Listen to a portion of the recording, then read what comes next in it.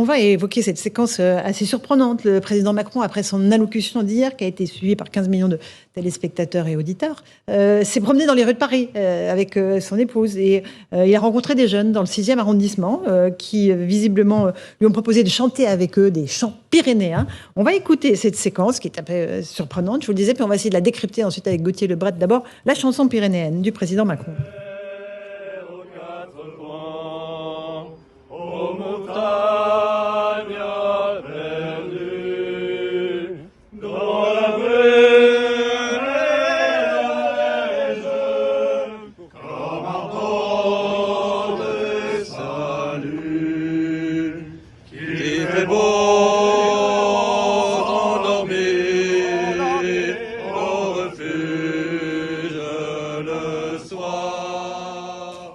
Voilà donc pour cette séquence surprenante, Emmanuel Macron qui a le cœur à chanter après son allocution, alors qu'il y a des manifestations dans tout le pays encore.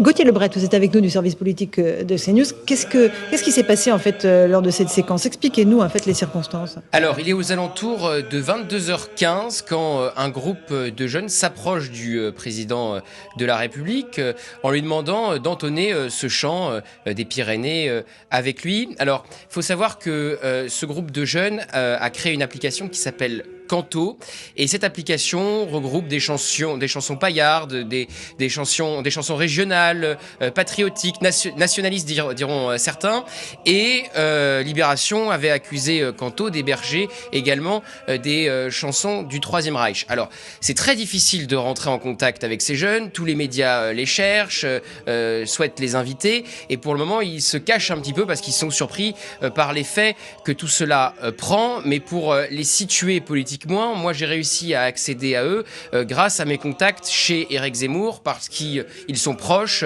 des idées d'Éric Zemmour. Voilà, c'est pour les marquer un petit peu idéologiquement, et donc l'Élysée a réagi en disant évidemment que le président ignorait qui étaient ces jeunes et qu'il a accepté donc de chantonner avec eux aux alentours de 22h. Évidemment, ça dénote un petit peu par rapport au contexte global qu'il y avait aussi dans les rues de Paris à ce moment-là, avec des mobilisations contre l'allocution du chef de l'État hier. Merci pour ces explications, Gauthier Lebret. Franck Louvrier, est-ce que cette séquence vous paraît appropriée? Quand on choisit de faire une allocution présidentielle solennelle, il faut mieux rester après à l'Élysée et pas sortir. Alors je comprends la volonté, je comprends derrière ça, hein, la volonté du président, c'est de dire bon, je vais respirer un peu, je vais montrer que je suis toujours en contact avec la population, etc. Bon, là, je pense pas que ce soit circonstancié. Voilà, c'est un avis personnel. C'est de la diplomatie de dire ça. Circonstancié, ça veut dire que non, mais il aurait mieux fallu rester à l'Élysée. C'est beaucoup mieux parce que d'abord, il y a tellement de gaz dans l'air que tout ce que vous faites à l'extérieur devient compliqué.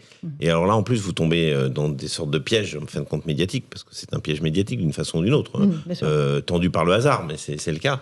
Et donc, vous mettez encore en plus en danger. Mais bien évidemment, c'est en totale contradiction avec la solennisation de son intervention quelques minutes avant.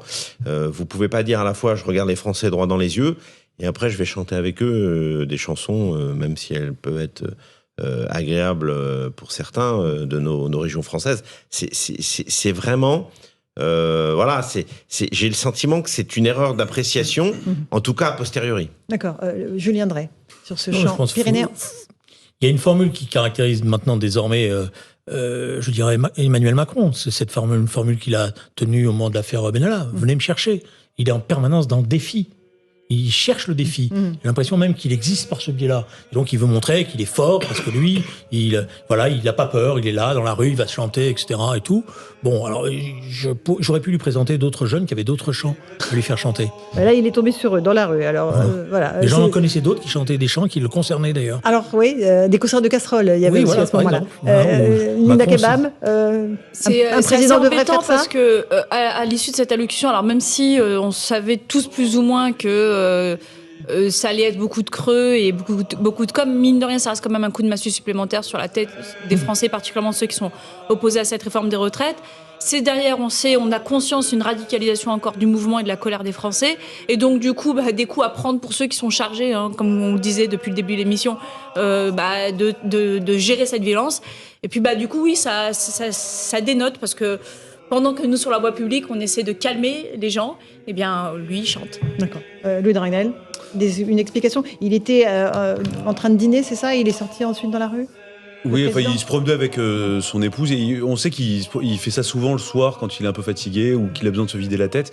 Non, moi je trouve que effectivement, si ça n'intervenait pas dans ce contexte-là, on va pas reprocher au président, on peut lui reprocher tout ce qu'on veut, mais espèce de légèreté, forme de spontanéité, chanter des chants régionaux, c'est pas un crime en soi. Mais après, effectivement, tout le problème, c'est que ça donne l'impression qu'Emmanuel Macron n'en a rien à faire de la gravité du moment. Et effectivement, il y avait des manifestations non déclarées qui se passaient très mal à Paris, à Lyon et dans plusieurs villes de France. Donc c'est vrai que c'est quelque chose qui interpelle un peu tout le monde.